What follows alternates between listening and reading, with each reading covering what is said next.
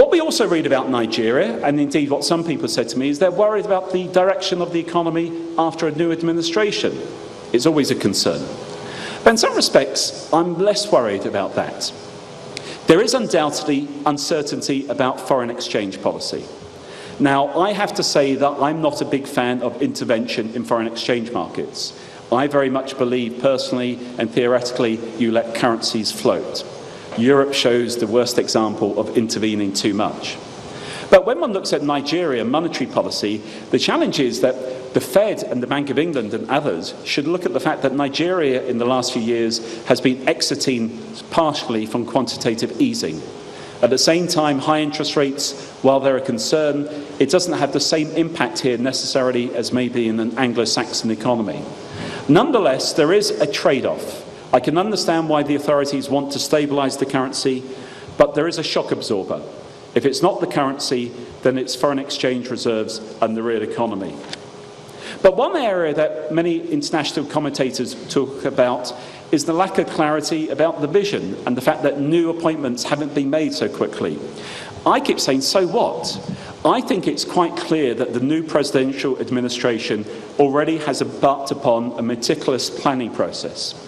In the early 2000s, I worked with Qatar, then a small, resource-rich economy that many people did not have a strong, positive view of. And I wrote the Qatar 2020 report.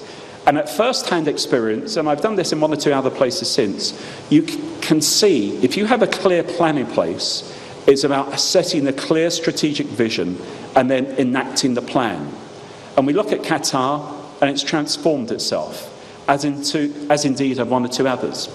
Okay, new appointments have not been quick, but let's not forget that when the Obama administration came in, indeed when the president was also re-elected, it took absolutely ages for many of the appointments in Washington to be made and then approved. Belgium even didn't have a government for a year, and its economy still did well. So I think we should worry less about the actual fine-tuning of the announcement of appointments and focus more and be encouraged more by the fact that there is a clear planning process behind the scenes. I always say better to wait for your real wife rather... Oh, okay. I was going to say it's always better to wait for the right partner than to go for the first partner, but there we go. But there are also two quantifiable ways of looking at the challenges facing Nigeria. One is market spreads. Market spreads are high. In some respects, it's very difficult to say whether that's a Nigeria-specific issue or a market-specific issue linked to emerging economies. I tend to think it's more the latter than the former. But one thing that did concern me was last week, or the week before's, report by the World Economic Forum on global competitiveness.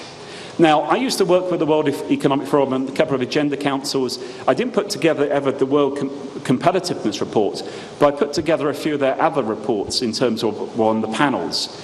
And so I understand that these are not always the absolute truth, and there's a degree of, shall we say, margin of error. But even so, let me tell you as it is from the recent World Competitiveness Report. Nigeria was seen as the 25th biggest economy in market size. It was seen as the 35th out of 150 or so in terms of efficient labour markets. They are big positives. And we should not underestimate that other economies would like to be in that space. The challenge, though, are these three numbers. Institutions, 124th. Infrastructure, 133rd. Health and primary education, 140th. Not great, but it's like most things in life, once you identify the issue, and these issues, once identified, can and will be addressed.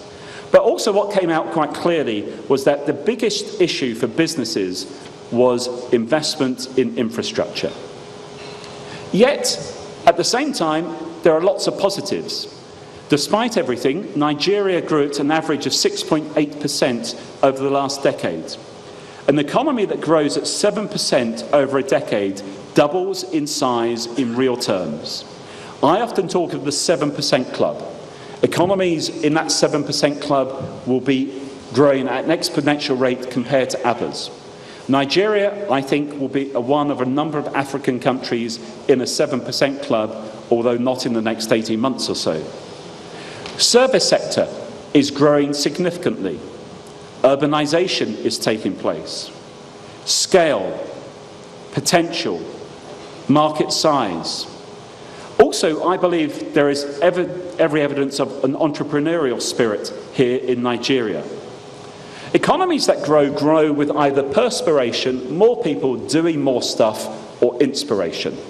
Young population like Nigeria means that you have to have perspiration, people working hard, doing things, working to spend. The challenge, and where PENCOM really comes in, is releasing the potential for Nigeria to have inspirational growth as well. Investment, innovation, and infrastructure. There is a status quo bias in economics and sometimes in policy making in terms of thinking that where you are is where you remain. So when everyone was bullish before the crisis I was predicting a deep downturn. People were saying you were too wrong. At the moment, I'm incredibly upbeat, not about the next 18 months, but beyond globally. But people say you're too pessimistic.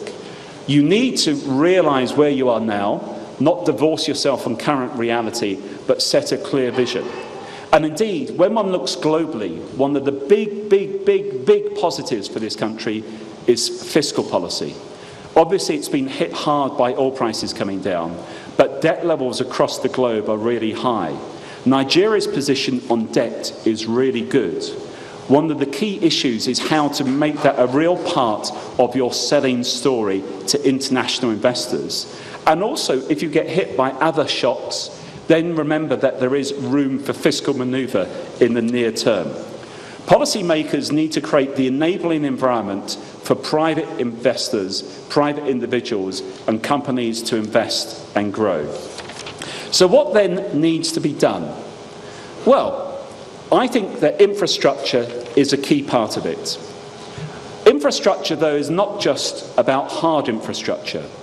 I believe infrastructure has hard infrastructure, soft infrastructure, institutional infrastructure, and social infrastructure. All are important. Social infrastructure is making sure everyone to do well all the time. But if the cake is growing, it's how you slice the cake, regionally and also domestically, that becomes important.